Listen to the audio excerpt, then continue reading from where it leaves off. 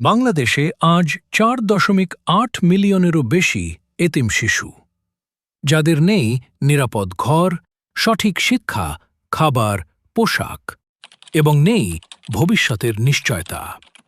ইসলাম এতিম শিশুদের প্রতি দয়া ও দায়িত্বশীলতার ব্যাপারে বিশেষ গুরুত্ব দেয়। আল্লাহ তাআলা বলেন, আর তোমরা এতিমের প্রতি কল্যাণকর আচরণ করবে। সূরা নিসা 36। রাসূলুল্লাহ সাল্লাল্লাহু আলাইহি ওয়াসাল্লাম বলেছেন, যে ব্যক্তি এতিমের দেখাশোনা করে সে আমার সাথে জান্নাতে থাকবে এভাবে। তিনি 2 আঙ্গুল পাশাপাশি রাখলেন। সহিহ বুখারী।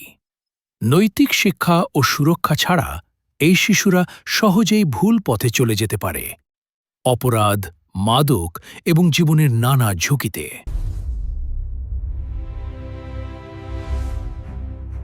বিসমিল্লাহির রহমানির রহিম। আলহামদুলিল্লাহি রাব্বিল আলামিন। আর রহমানির রহিম। সামিআল্লাহু লিমান হামিদাহ। রব্বানা ওয়া লাকাল হামদ।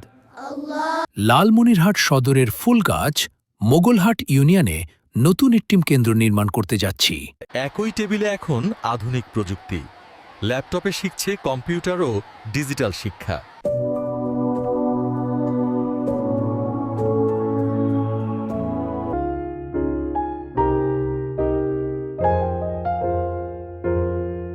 ছাদের ওপরে শেডের নিচে চলছে কারিগরি প্রশিক্ষণ।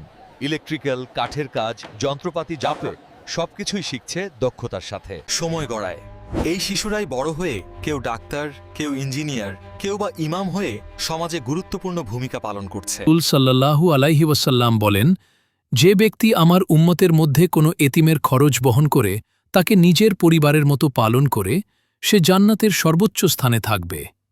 তিরমিজি হাদিস 1918।